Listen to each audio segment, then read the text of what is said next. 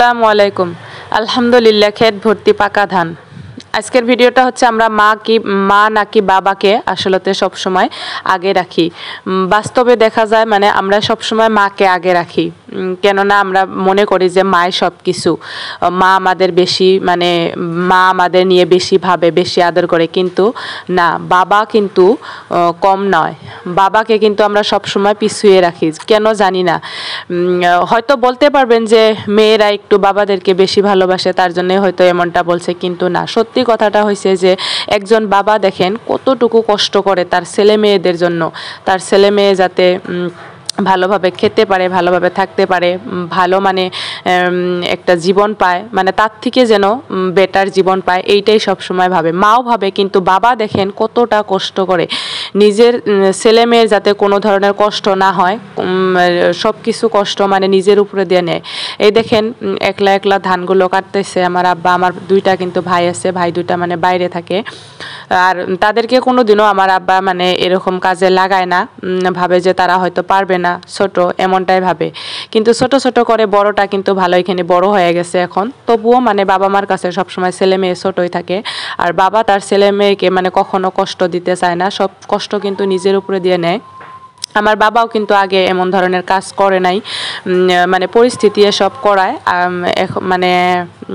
আগে হয়েছে করলেও হাজিরা নিয়ে করছে, মানুষ দিয়ে করাইছে, কিন্তু এখনও করায় যতটুকু নিজে পারে আর কি, নিজে করে। তো এরপর হয়েছে মেয়েরা কিন্তু সবসময় বাবাকে একটু বেশি সাপোর্ট করে, এটা আপনারা ভাববেন, তার জন্য হয়তো আমি এমনটা বলছি, কিন্তু না, আপনারা ভেবে দেখবেন।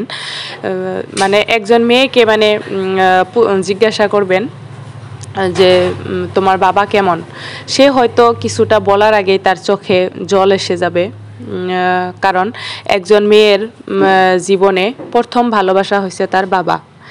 আর একটা মেয়ে চাইলেও ইচ্ছা থাকা সত্ত্বেও তার বাবার জন্য কিছুই করতে পারে না, কারণ বিয়ের পর তার হাত পা বাঁধা থাকে। আলহামদুলিল্লাহ, আমার কিন্তু তেমনটা নয়। আমার হাজব্যান্ড খুবই ভালো মানুষ, খুবই ভালো মনের একজন মানুষ। আমি যেটাই আর কি চাইবো বা যেটাই করতে চাইবো সেটাই হয়তো আমাকে করতে দিবে, কিন্তু আল্লাহর সব ইচ্ছা। আমার পরিস্থিতিটাও তেমনটা বেশি ভালো না যে হয়তো আমি আমার বাবাকে হেল্প করব, কিন্তু আদার্স সাইডে আমি যতটুকু পারি আমার বাবাকে হেল্প করার চেষ্টা করি। এতে আমার হাজব্যান্ড আমাকে কিচ্ছু বলে না।